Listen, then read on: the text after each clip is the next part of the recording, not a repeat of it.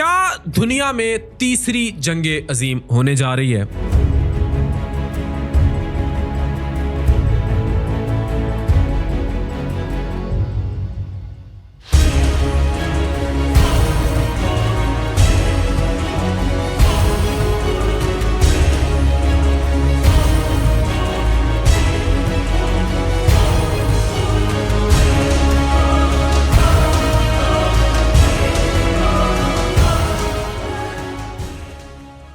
और एहसास मुरव्वत को कुचल देते हैं हालात, वो कहाँ खड़े हैं।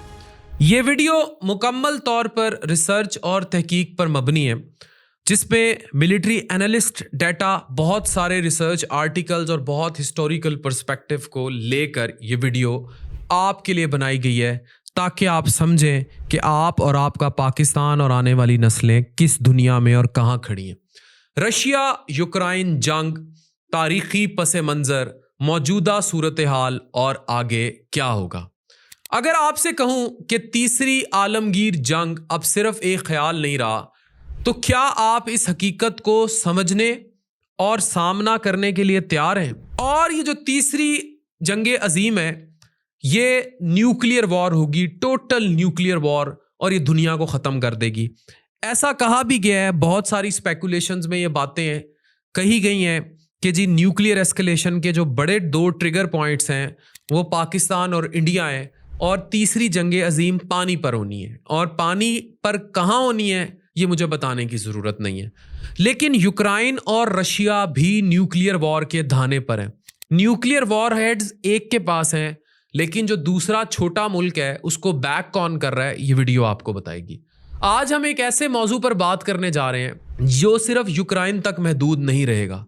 ये इस्लामाबाद, दिल्ली, तेहरान और जितने भी वेस्टर्न ममालिक हैं उनको भी अपने घेरे में लेगा, और आखिरी मिसाइल अमेरिका तक भी जा सकता है। रशिया और यूक्रेन की जंग सिर्फ टैंक्स और मिसाइल की नहीं, ये असल में सुपर पावर्स की जंग है। अगेन, एक सुपर पावर चाइना, दूसरी सुपर पावर रशिया, और तीसरी सुपर पावर जो कि एग्जिस्टिंग सुपर पावर है अमेरिका। तारीख और मगरिब का नया साम्राज्य खेल जो है, यह नया ऐसा खेल जो अब आपको समझने की ज़रूरत है। इस कहानी को समझने के लिए हमें ज़रा पीछे जाना होगा।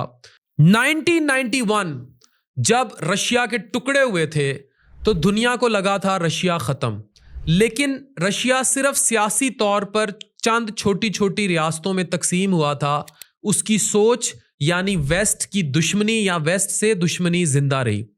यूक्रेन में भी उसी यूएसएसआर जो है उसकी वजह से यूक्रेन अलग हुआ था, लेकिन जैसे यूक्रेन वेस्ट के करीब गया, रशिया के लिए एक रेड लाइन बन गया, यानी कि वही टुकड़ा जो कट के अलग हुआ था आज उधर ही जंग जारी है।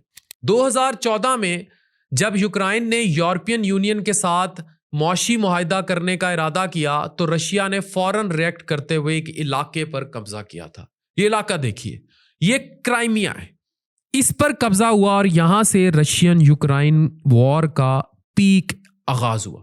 मगरिब चीखा, चिल्लाया, सैंक्शंस लगाई, मगर कोई प्रैक्टिकल एक्शन नहीं लिया। उस दिन से रशिया ने समझ लिया मगरिब सिर्फ बोलता है, करता कराता कुछ नहीं। फिर डॉनबास, यहां लड़ाई शुरू हुई, जहां रूस के बैक किए हुए अलैदगी पसंद लोगों ने कंट्रोल लेना स्टार्ट किया। NATO, the west back thing, ने भी अपना असर बढ़ाना शुरू किया, और ये वो मोड़ था जहां गेम बदल गई।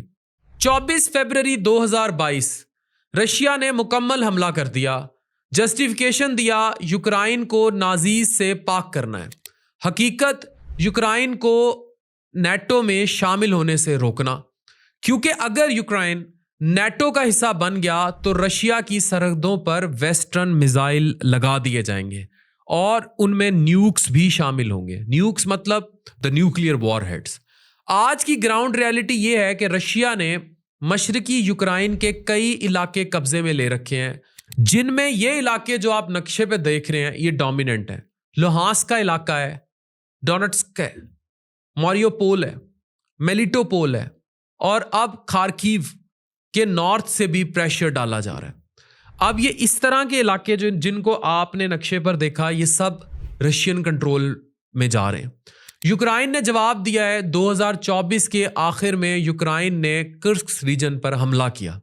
रशिया के अंदर 30 किलोमीटर तक यह घुसा है। 1200 स्क्वायर किलोमीटर का एरिया भी टेम्परेरी यूक्रेन ने कब्जे में ले लिया।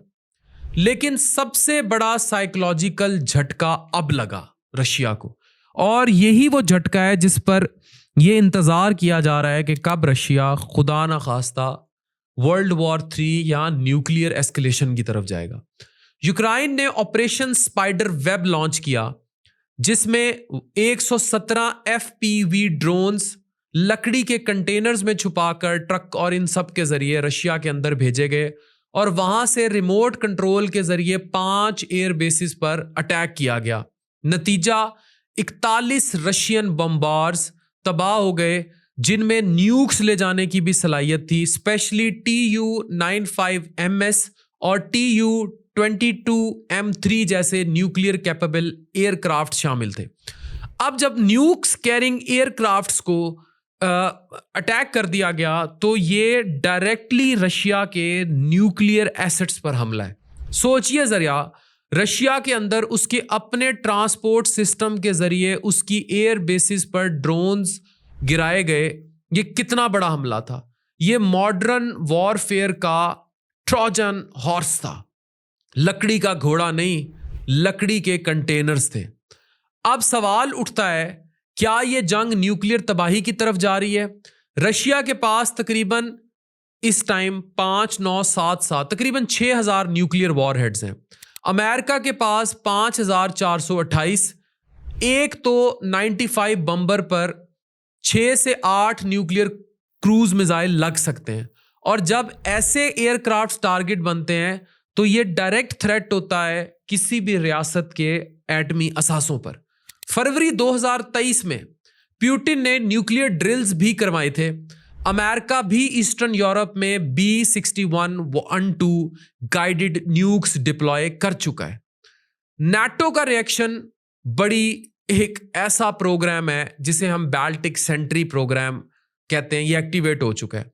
बाल्टिक सी के नीचे जो कम्युनिकेशन और पावर केबल्स हैं उन्हें प्रोटेक्ट करने के लिए वॉरशिप्स, ड्रोन्स और सर्वेलेंस एयरक्राफ्ट तैनात कर दिए गए हैं, क्योंकि मगरिब ने पहले ही बहुत कुछ और कर लिया है।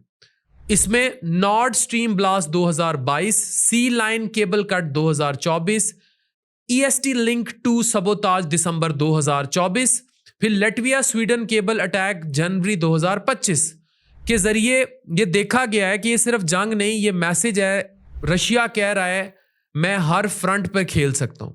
मगरिब का एजेंडा भी क्लियर है, वो न्यू कोलोनाइजेशन जो है अपनी वो फैलता जा रहा है ना, जिससे फौजों की बेसें मौशी तौर पर फौजी बेसें देकर मौशी डिपेंडेंस और आइडियोलॉजिकल कंट्रोल चाहता है। मिडल ईस्ट में जो एक्सपेंशन हो रही है मशरिक वस्ता में, वो आपने देख ली है। इंडो पैसिफिक रीजन में अगर आप आ जाएं तो चाइना को घेरने की स्ट्रेटजी में भी बहुत एक्टिव है वेस्ट आपके सामने।